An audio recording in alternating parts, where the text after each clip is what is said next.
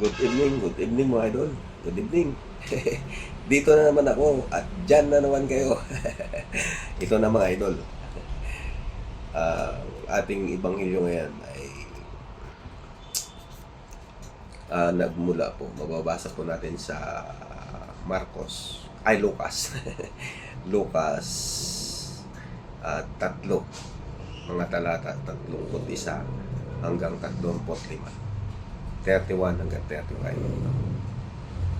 At kung saan, kung babasahin po natin yan sa ating banal na kasulatan, sa mabuting balita ng Panginoon, yan ay patungkol, no? Parang patungkol, maaring hindi lang parang, kundi parang ayan ay patungkol, no, sa pamilya, no? Kasi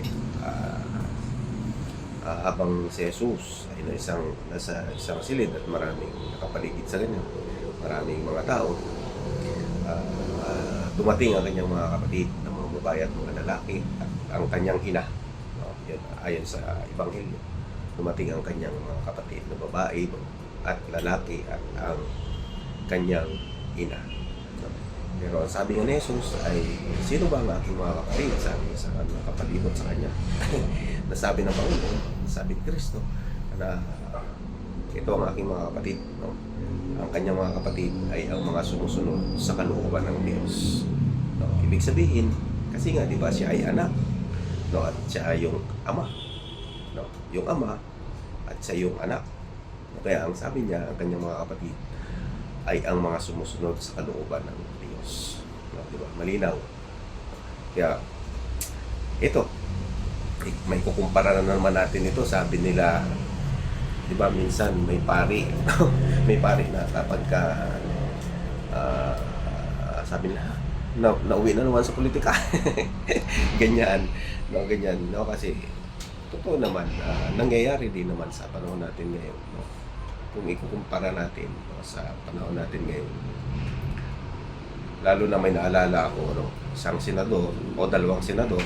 Sabi ng isang senador ay parang magiging kakampi natin ang China kung hahayaan na lamang natin sila, no? Kahit na binubuli na, no, ang ating bansa, binubuli na ang ating mga bantay dagat.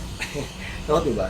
Kahit na binubuli na, no? Pero sinagot ito ni Rizal Tiberos, no, magiging kapatid, kakampi ba natin yan kung tayo mismo, yung ating mismong mga bantay dagat ay binubuli na, inaasar na, o dati pa nga ay ang barko ng ating sa Pilipinas ay talagang inaano ng China, no? Kumbaga talagang matindi, no? Ano natin yan magiging kakampi, no? Sabi ng isang senador, magiging kakampi daw natin. Malabo yan mga kapatid, no? Na magiging kakampi natin ng China.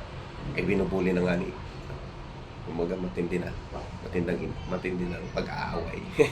No? Ganon din ang ibig sabihin ng Panginoon, no? Di ba? No, ang kanyang mga kapatid ay ang mga sumusunod sa kalooban ng Diyos. Di ba? Kalooban po ba ng Diyos yan? Kung gusto nating patayin ang ating kapatid, sabi natin, para maging maganda ang ating bansa, patayin natin yung mga masasama, yung mga pragadit. Due process. Ngayon, nagre-reklamo sila na wala daw due process ang nasa ICC nilang magaling na leader nila. Kasi nasabi, wala ibang magaling na leader, ito lang. Hindi ko naman sinabing ito lang, kundi ang mga kakampi, tiyak yun. No, sapagkat meron silang paninindigan na tulad nito, wala itong confidential fund. Hindi kinakailangan ng confidential fund. Lagi natin inuulit-ulit yan, no, na hindi kinakailangan ng confidential fund para makapaglingkod ng tama at maayos. Diba, mga idol? Yan ang ating tunay na pamilya. Yan ang ating kapatid, sapagkat yan ay sumusunod sa kalooban ni Kristo. Kaya ang ating kapatid na nagnanais na maglingkod ng tapat, ito lang, sapagkat naglilingkod ito ng walang confidential fund. Hindi iginigiit na huwag nyo nang tanungin kasi confidential fund nga. Di ba?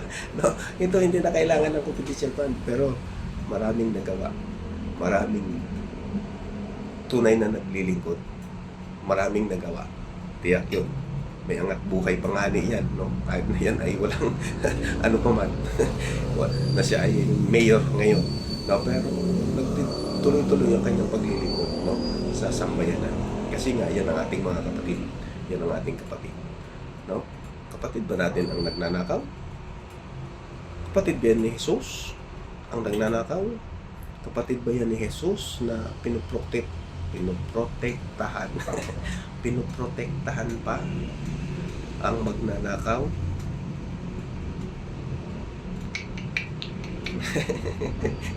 Di ba? Pinipilit na tayo hindi na isauli ang ninakaw. Mag-star witness pa. Ambot. Babay na mga idol, babay na.